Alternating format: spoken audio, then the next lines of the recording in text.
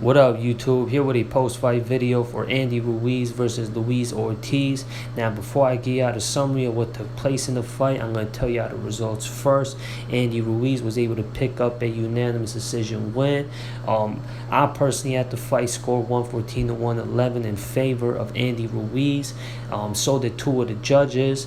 And if it weren't for the 3 knockdowns that happened for Andy Ruiz, the fight would have been scored a draw on my personal scorecard and as well as 2 of the official judges' scorecards, while one of the judges had it 113 to 112 in favor of Andy Ruiz. Now, if there were no knockdowns, that judge would have had that fight scored in favor of Luis Ortiz. That should go and tell y'all how close and compelling and competitive this fight was, because you see the scorecards. It was very close regardless of the knockdowns. Luis Ortiz, he was more busier and more active throughout the fight. He was throwing more punches but connecting less. Andy Ruiz was landing the more effective, cleaner punches. I was also impressed with Andy Ruiz's technical abilities. He definitely displayed that part in this fight. His hand speed is still up there. I was impressed with his defense, his head movement, especially while they were in close range. Andy Ruiz would hit and not get hit. And Andy Ruiz's counter-punching abilities, I was also impressed by. Anytime Luis Ortiz would throw a wasteful punch, for example, like a lazy jab, Andy Ruiz would make him pay by countering him. That overhand right hand was working very well for him throughout the fight as well.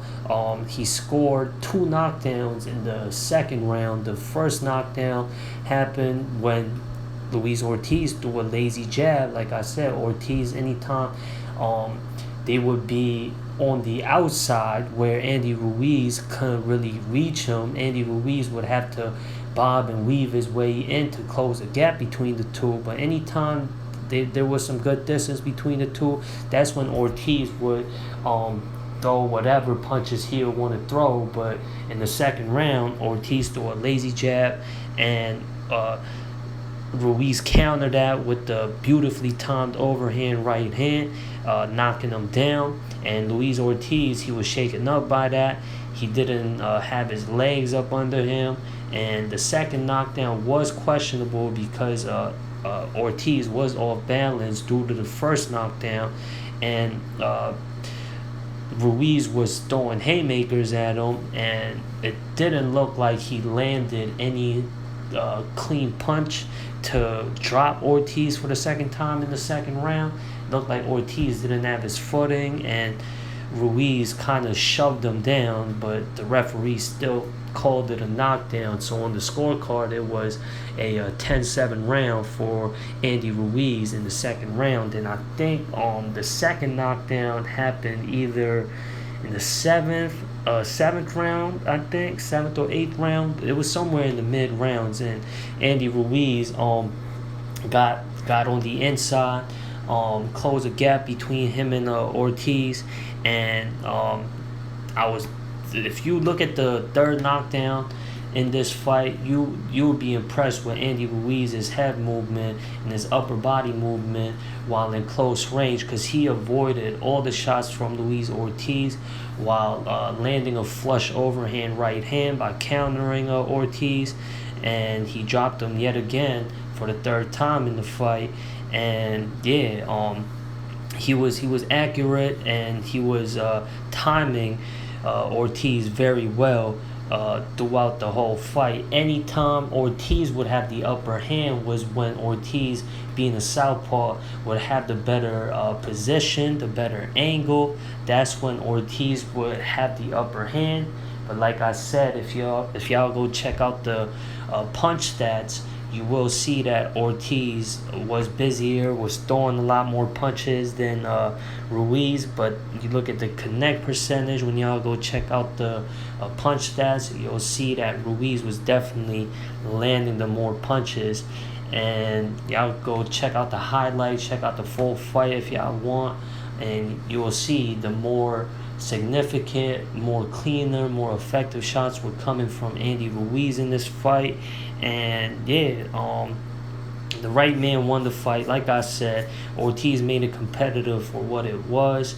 The work rate that goes to Luis Ortiz, but Andy Ruiz, though, he fought the more efficient, more better fight in this fight. And yeah, now Andy Ruiz, now he steps up in the heavyweight boxing rankings. This was a good win for him. Luis Ortiz is a savvy veteran in the heavyweight division. Prior to this fight, Luis Ortiz knocked out Charles Martin earlier this year. Andy Ruiz, I think, in my opinion, technically speaking, I thought he did better and performed better in this fight than he did versus Areola. I think, this is no disrespect to Chris Areola, but I think Luis Ortiz, even at this point in his life where he's, I think, 43 years old, I think he's still a level above Chris Areola. I think he's ranked higher in almost all sanctioning body title organizations. Yeah, definitely Luis Ortiz is the higher ranked contender. And yeah, I thought Andy Ruiz, even though he was clearly the winner versus Chris Areola, I thought he looked at, I don't know, lesser than he did before. But this time, like I said, it was still a close fight, but Luis Ortiz is a very tough opponent. And technically speaking, I think, he looked more sharper than his prior fight. And yeah, it's hard to, stay active and be as busy as he wants to be versus Luis Ortiz, and in heavyweight boxing period, because you don't want to make mistakes by getting overzealous and try and brawl in exchange, especially versus the taller, more rangier, lengthier opponent like Luis Ortiz. So Andy Ruiz fought a smart fight. He was capitalizing off of Luis Ortiz's mistakes, countering him, and really patient with when to attack and when to retreat. And I was really impressed with that ability of Andy Ruiz there. And I think he should fight the winner of Deontay Wilder and Robert Helenius. That's a fight presented by PBC, the same promotion that promoted this fight between Ortiz and Ruiz. That's a important marquee heavyweight matchup. And whoever wins that fight, I think Andy Ruiz should take on next. And the winner of the Wilder Helenius fight versus Andy Ruiz, whoever wins that fight, I think has a strong chance of being the number one contender to challenge for the undisputed heavyweight title. Tyson Fury has said to the public that he's interested in making the undisputed heavyweight title fight happen between him and Usyk. I think he's supposed to fight later this year. That's what he has said to the public. It's not going to be versus Usyk because Usyk's camp want to take the rest of the year off. So if we do get to see a undisputed heavyweight title showdown between Usyk and Fury, it will be next year. So whoever, I don't think Andy Ruiz will fight for the remaining of the year, and neither will the winner of Wilder and Helenius. So those two fights that I'm talking about, Fury, Usyk, winner of Wilder Helenius versus Andy Ruiz, could be the big marquee matchups in heavyweight boxing for next year. And whoever wins the fight between Ruiz and the winner of Helenius and Wilder could challenge for the undisputed heavyweight title. Of course, Andy Ruiz is on his still on his road to redemption, to try and gain back the heavyweight titles.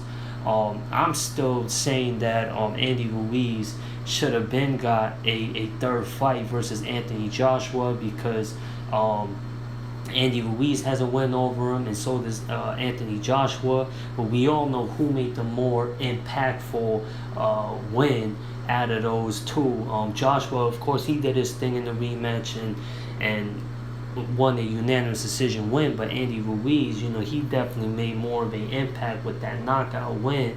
And I would still like to see a third fight between him and Anthony Joshua, but the world title is a main goal, and Andy Ruiz, he's won 2 fights in a row, beat Chris Arreola, and now Luis Ortiz.